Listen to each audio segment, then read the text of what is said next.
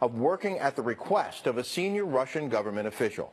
The feds say she gathered intelligence on U.S. officials and tried to set up back-channel communications between American politicians and Moscow. They say she was a gun rights activist and that she tried to build ties with the National Rifle Association as well as other conservative groups. Her lawyer says the whole thing is, quote, overblown, and that Mariia Butina is not an agent of the Russian Federation. She is a Russian national in the United States on a student visa who recently graduated from American University. As President Trump continues to attack the Russia investigation, a couple of Republican lawmakers are leading the effort to dump the man who oversees it, Deputy Attorney General Rod Rosenstein. Rosenstein appointed Special Counsel Robert Mueller to investigate Russian meddling in the 2016 election and possible collusion with the Trump campaign. But now, Republican Congressman Mark Meadows of North Carolina and Jim Jordan of Ohio are trying to build support for impeachment. Some members of Congress apparently want to vote by the end of this month, though sources tell Fox News that any sort of resolution is days away at best. Let's bring in senior Capitol Hill producer Chad Pergram. Chad, why are they trying to impeach this guy? Well, they're concerned about harassment and how they threatened, allegedly, House staffers. They've been trying to get these documents from the Department of Justice and FBI for a long, long time. Here's the problem. I spoke with one senior Republican source, and they said if they go ahead and impeach the Deputy Attorney General, then providing those documents, that will stop. That will freeze everything. They are trying behind the scenes to stave this off. I'm told that there could be two resolutions, one that's live, one which would actually command a vote, and one which would come before, which would not be live, kind of a glorified press release. Here's the challenge for the House Republican leadership. Would they move to table or try to set this aside? In other words, not take an actual vote on impeaching Rosenstein and kind of send this off to the side. When the Democrats, the minority party, do have resolutions of this nature, usually it's Kevin McCarthy, the majority leader, that comes up and moves to table, and the vote is actually on the vote to set it aside or to table. Consider, Rick, how rare impeachment is. There have only been 62 impeachment proceedings in the history of the Republic. They haven't impeached anyone up here since Thomas Porteous, who was a federal judge from Louisiana in 2010. And there's only been one federal official, cabinet level, who wasn't a judge or a president of the United States, who's been impeached, and that was William Belknap, who was the Secretary of War in 1876. Now, I asked the Senate Majority Leader Mitch McConnell earlier if they got an impeachment resolution over from the House of Representatives. Consider this as kind of like an indictment. The House would indict, would impeach someone, and then it would move to the Senate for a trial. And Mitch McConnell said, quote, it would be far-fetched, and he really didn't think it would deserve any more comment beyond that, Rick.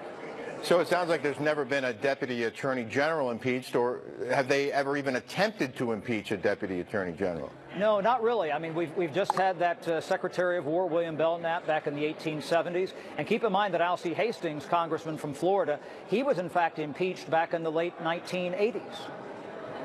And Chad, quickly, if you could, reaction to the president's turnaround today when he said that he misspoke during that news conference with President Putin in Russia, in Helsinki? Right, absolutely. Chuck Schumer got word of this while he was speaking at his weekly press conference over in the Senate, and he said it was 24 hours too late. He said that it was the wrong place. This should have been made clear earlier, and we just got word here in just the past couple of minutes that Secretary of State Mike Pompeo will appear before the Senate Foreign Relations Committee in an open hearing next Wednesday. Fascinating times on Capitol Hill. Chad Pergram, you're there to see it all. We appreciate your time, sir. Minutes away, a sightseeing tour in Hawaii turns into a nightmare. The company that owns the Mandalay Bay Hotel and Casino in Las Vegas is now suing the victims of the mass shooting that took place there last October. It's to stop them from suing the company. Court documents show MGM Resorts filed federal lawsuits against more than 1,000 people. Investigators say the gunman fired at the large crowd from a suite at the hotel happened during a music festival. 58 people died, and hundreds of others were hurt. Rounds of gunfire and a high-speed police chase caught on dash cam. Watch this.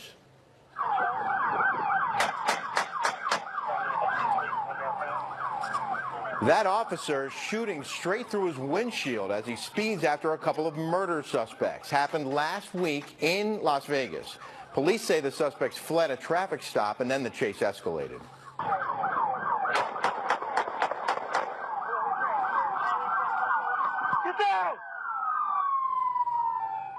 Wow. Police say one of the suspects tried to run into a school, but it was locked. They arrested that guy, but officers say they shot and killed the other suspect after he tried to approach them. The assistant police sheriff there said this video paints a picture of the dangers these officers dealt with that day. I'm Rick Leventhal in for Shepard Smith today. We appreciate your being here and watching the President speak live or on tape delay earlier this hour, correcting his comments with Russian President Vladimir Putin from Helsinki yesterday. You can see more of that online at foxnews.com, and you can also catch us on Facebook Watch. If you go to Facebook, and if you can't find it, just Google Facebook Watch. I'm told you can find it that way. There's the promo for it. Your World with Neil. Wow, that didn't take long. I think in golf they call this a mulligan. In a key sentence in my remarks, I said the word would instead of wouldn't. The sentence should have been, I don't see any reason why I wouldn't, or why it wouldn't be Russia. So, just to repeat it, I said the word would instead of wouldn't. And the sentence should have been, and I thought it would be maybe a little bit unclear on the transcript or unclear on the actual video. The sentence should have been, I don't see any reason why it wouldn't be Russia. All right, now this is the bad shot he wanted to forget. Remember this? My people came to me, Dan Coates came to me, and some others. They said they think it's Russia. I have President Putin. He just said it's not Russia. I will say this. I don't see any reason why it would be. All right, so that was then all clarified now. Welcome, everybody. I'm Neil Cavito, and this is your world, but not so fast. The president isn't getting off the hook the way maybe some in the White House thought he would. To Kristen Fisher at the White House with the very latest on this 180. What do we make of this, Kristen? Well, I'll tell you what, Neil, this was supposed to be just a meeting with Republican lawmakers about tax reform 2.0, but now all anybody is talking about is what President Trump just said about what went down in Helsinki. And, you know, this really was just a stunning admission and a very rare reversal from a president who often doesn't make these kind of admissions or make these kinds of reversals.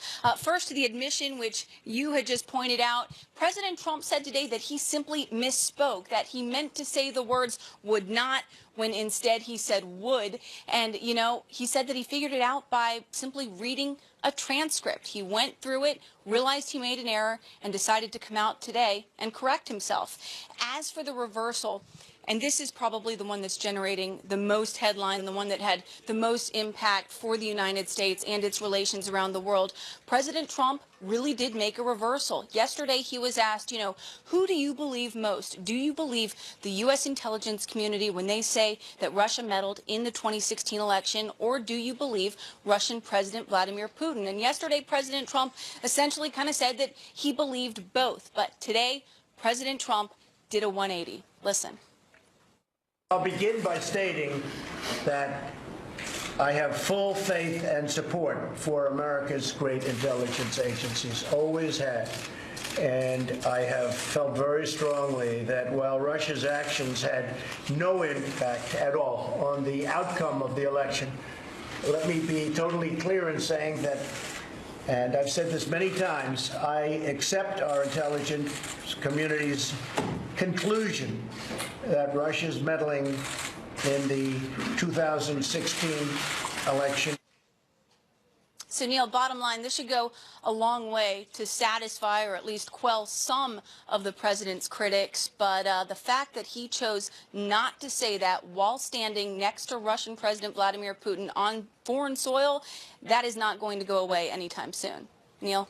Kristen, do we know if Vladimir Putin has had any response to this yet?